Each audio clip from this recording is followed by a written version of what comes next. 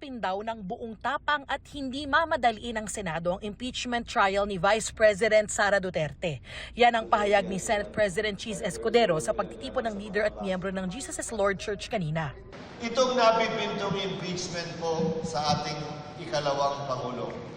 Haharapin po namin ito ng may buong tapang at walang pag-aalinlangan.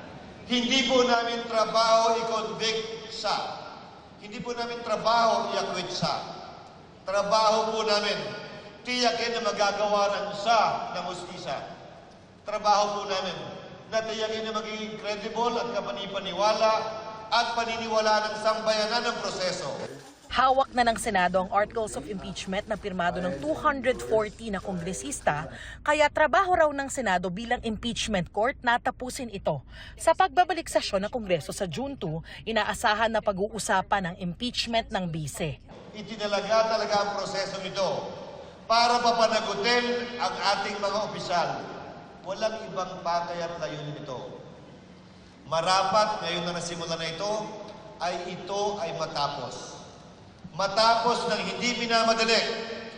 Matapos ng wala ring labis. Ako po ay walang takot sa mga ganitong uri ng hamon. Dahil naniniwala ako.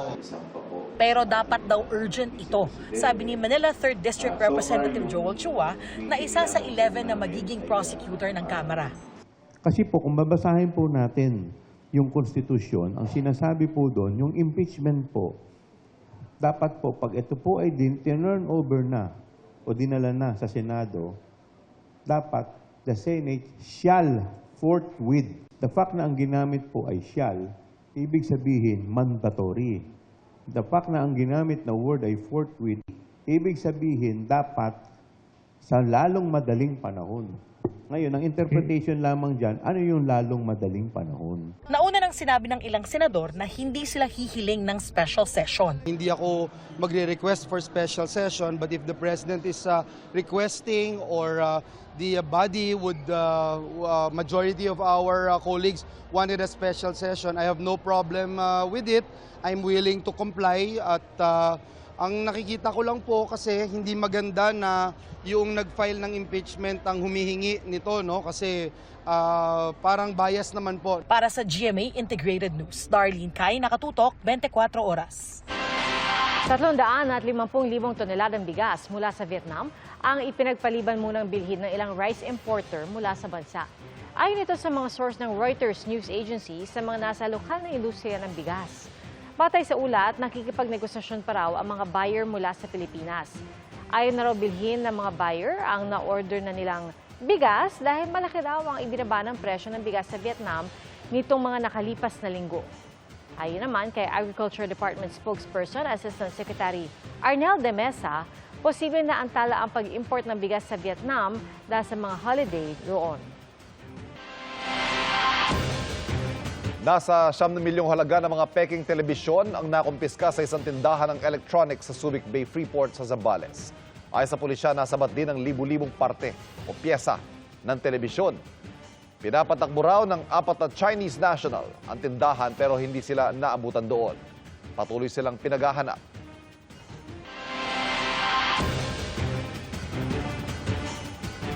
Wala po gaanong pagbabago sa presyohan ng petrolyo sa susunod na linggo.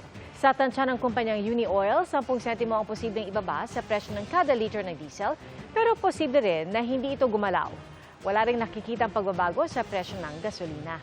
Ayon sa Oil Industry Management Bureau ng Department of Energy, nakikitang dahilan sa presyuhan ngayon ng petrolyo ang taas presyo na ibinebentang langis ng Saudi Aramco at bawas produksyon ng OPEC. Habang inaaral pa ang posibleng epekto sa langis na pagpataw ng Amerika ng taripa sa mga produktong galing Canada, Mexico at China.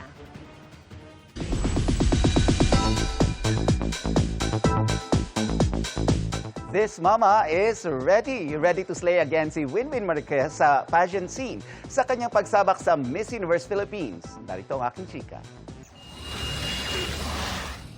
New Year, New Me ang peg ni Winwin Marquez sa post niya on IG ng naka-two-piece swimsuit. Fit and fab ang Sparkle Mom. Nag-share din si Winwin ng behind the scenes ng isa niyang photoshoot. Caption niya dito, "This mama is ready to have fun." At hindi lang daw for fun, ready si Winwin. Teresita Sen Winwin Marquez, Miss Universe Philippines, Muntinlupa. Ready na rin daw ang Sparkle Star na muling sumabak sa pageant stage bilang kinatawan ng Muntinlupa City sa Miss Universe Philippines. Hindi raw itinuturing na isang risk ni Winwin ang kanyang muling paglaban sa pageant. Almost 8 years matapos koronahan bilang kauna-unahang Pinay na Reyna Hispano-Americana. For me, I'm more of scared of the question of what if. I do not want any regrets. And an opportunity like this came to me, I have to grab it. Hindi natin alam kung kailan ulit mangyayari yun, di ba? Noong 2023, binago ng Miss Universe pageant ang kanilang rules at pwede nang sumali ang mga kandidata regardless of their marital and parental status. Kasama niya nang nag-anunsyo siya ang kanyang inspirasyon sa muli niyang pagsali, ang kanyang nag-iisang anak na si Luna. I want her to watch me on stage. And when she grows up and say, my mom joined Miss Universe Philippines. My mom didn't give up on a dream. And that for me is a win already. Full support kay Winwin ang kanyang pinsan na si Miss Universe Philippines 2023, Michelle Marquez D. I mean, there was no doubt that I would do that. Of course, she's my cousin, but she's also not very hard to support. Again, she's so kind, she's so talented, she has so much potential, and I know that her heart is in the right place. And for me, she is one of the best embodiments of a modern-day Filipino mother. Mga kapuso, nagkasunog sa residential area sa Barangay Apolonio Samson sa Quezon City. At ayon sa Bureau of Fire Protection, nagsimula ang sunog pasado alas 4 ng hapon kanina. Umabot sa unang alarma ang sunog bago idineklarang fire under control bago mag alas 5:30. Ayon sa BFP, naging pahirapan ang pagresponde ng mga bumbero dahil masikip ang daan at maraming residente ang nakakasalubong nila na naghahakot ng kani-kanilang gamit. Naapula ito bago mag alas 6 ng gabi. Patuloy ang investigasyon sa sanhi ng sunog, maging sa halaga ng pinsala nito sa ari-arian. Walang naiulat na sugatan.